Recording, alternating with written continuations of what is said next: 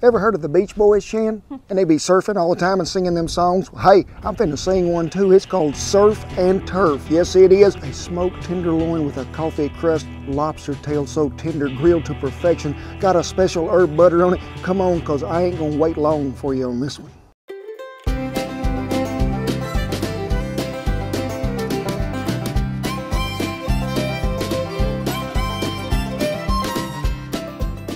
Woo-wee! Yep, I have got my surf and turf shirt on. I am ready to do this deal. So tropical. Yes, I'm looking for some tropical pleasure, and I'm thinking, what is it? Surf and turf. Now, why would you reckon we would be calling it surf and turf? Do people surf on the turf, Shin?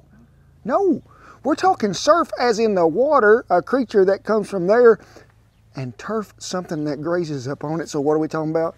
A beef tenderloin and some grilled lobster tail. Oh my gosh, I'm talking, folks. This will make you slap your grandma and jump off the house. It's gonna be so good.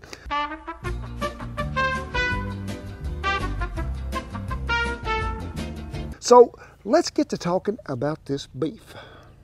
Well, folks, when we're talking about tenderloin, and no, I'm not talking about mage, but I did a video a long time ago displaying where the porterhouse steak come from. Well, we're going to talk about tenderloin. Yeah, mage, are you scared of the tenderloin? It's good, I promise. Now, the tenderloin, if you could see right through old mage, would be up under that rib cage. On the back side, underneath that backbone, is what we call the tenderloin.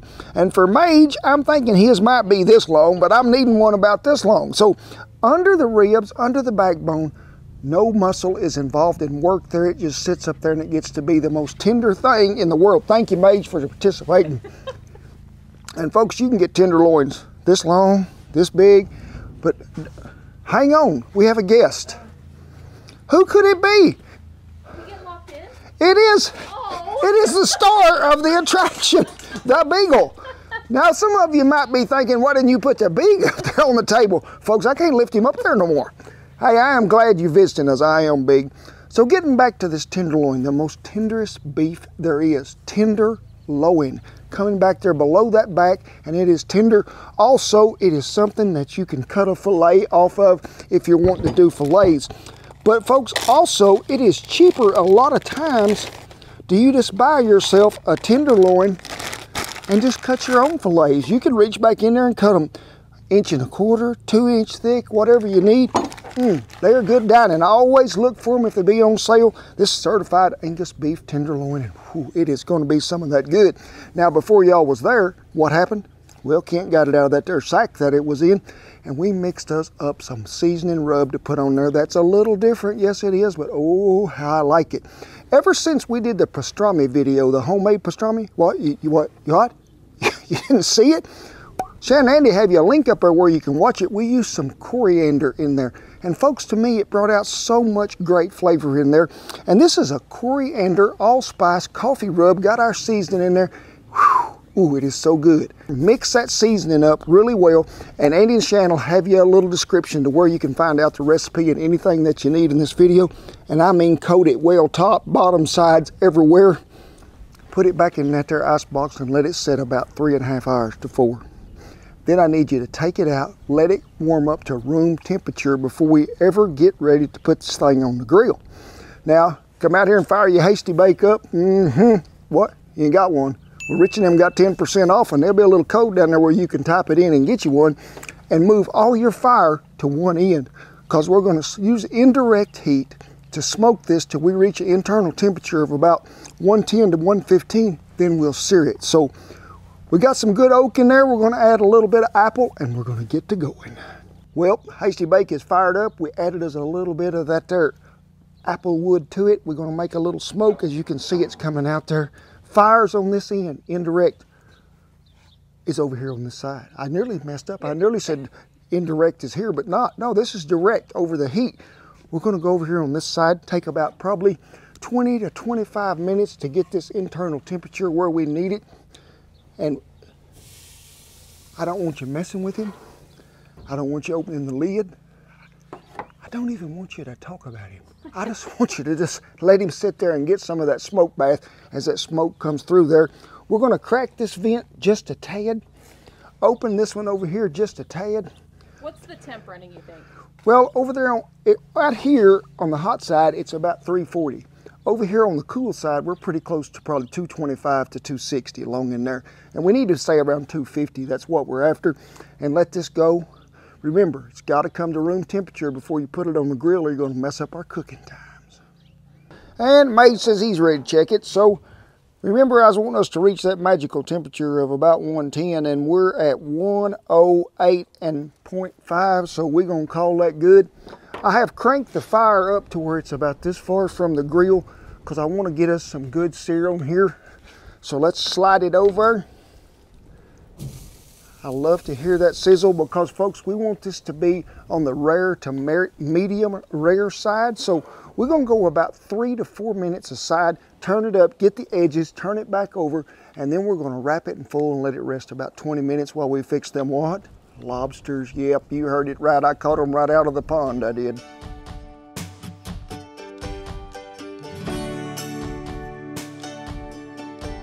Is everybody wanting beef today, Shin?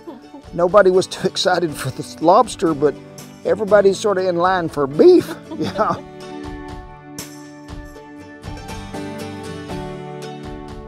We have all sides seared. Say that fast. Sour seared? No, all sides seared. Got it. All sides seared. Top, bottom, around the corner, everywhere. I'm gonna bring it over and let you look at that good color it's got everywhere.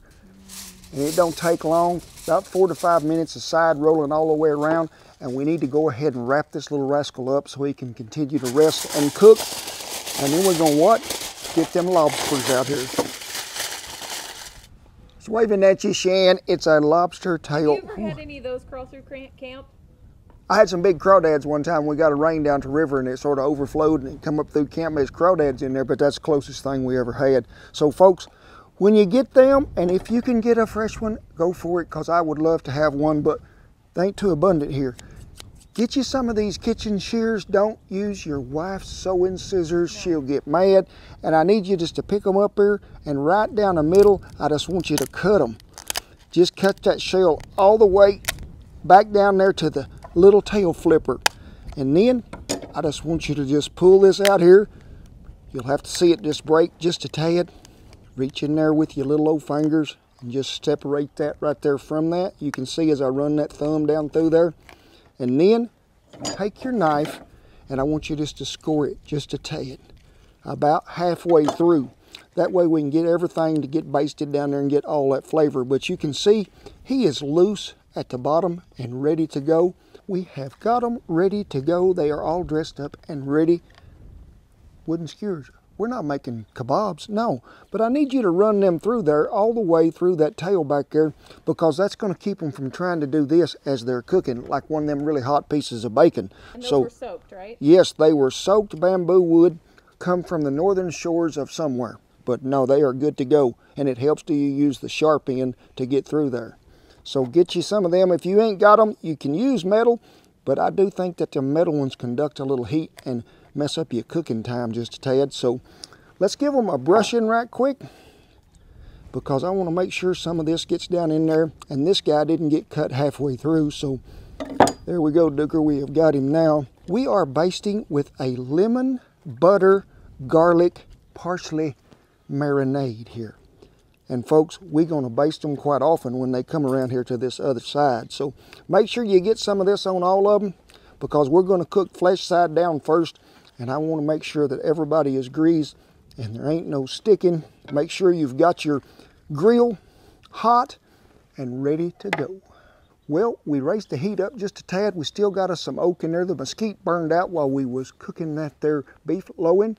And we added us some alder wood in there, because remember, it's sort of like if you're cooking some fish or feathers there, you want a more mild smoke. So let's get to it. We're going to put them on there flesh side down and let them go about 3 to 4 minutes. So just get them over here, slap them right on there,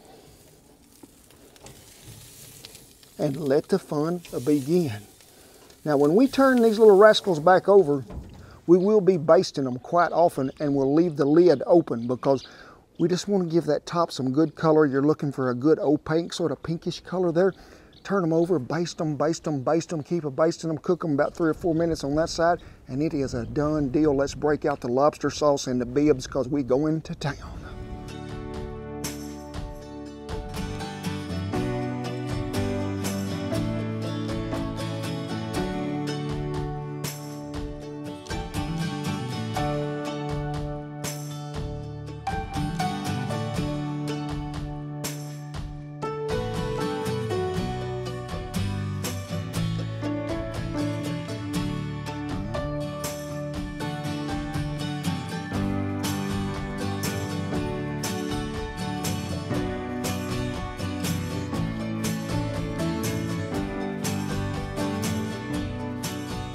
Well, the good Lord says, you shall reap your benefits. And that's what we finna do. We finna reap the benefits on here, this here lobster. I'm just gonna go ahead and have a bite of him first, but I had some really good help today. And let me see. Well, part of the time. There's the big, and there's the duker, the major, and where you at, Sade? Whoop, got one missing. Okay, everybody's had a bite now. So I'm just gonna know, does it make the cooking better in a tropical shirt? Yes, it does. I'm just going to pull that off first, if I can get him out of there. Oh, I done got some of the shell. Let me just get him right here. Shan like to dip hers in butter. I like for me just to have the flavor that's fixing to hit them taste buds and go wild. Hallelujah. Praise the Lord. Pass the biscuits. Forget the ham. I'll take some lobster and some of that beef tenderloin because it's coming up next. I'm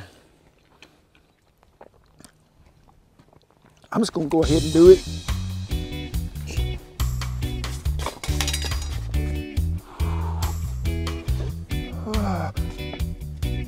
I'm going to stay and namaste and eat some more, I am. Folks, you can see I be liking my stuff sort of rare. If you need to cook yours a little longer, go ahead, instead of pulling it at 110 to 115, pull you about 120 to 125 and then let it rest and you'll get on more up there to closer to medium. But the flavor you get out of that lobster right there with that good basting that we got on there, I get just a little sweetness from the honey, but the garlic and the parsley and that alderwood, whew, it is so good. But folks, that rub that's on that tenderloin, that coffee and that coriander, they go so well together. I mean, they blended and it is smooth like Frank Sinatra, and good coffee it is. Thank y'all for joining us in the backyard. We appreciate you, old viewers, new viewers, all of you coming here. We're gonna give you a big old hug.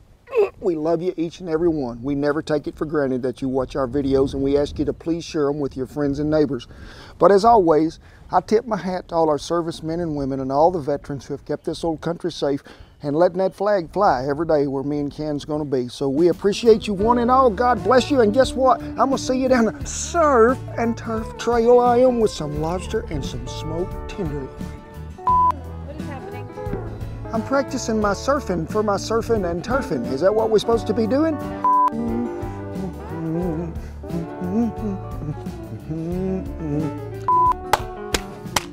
2, 4, 6, 8. Who we gonna appreciate? Beagle dog. Huh?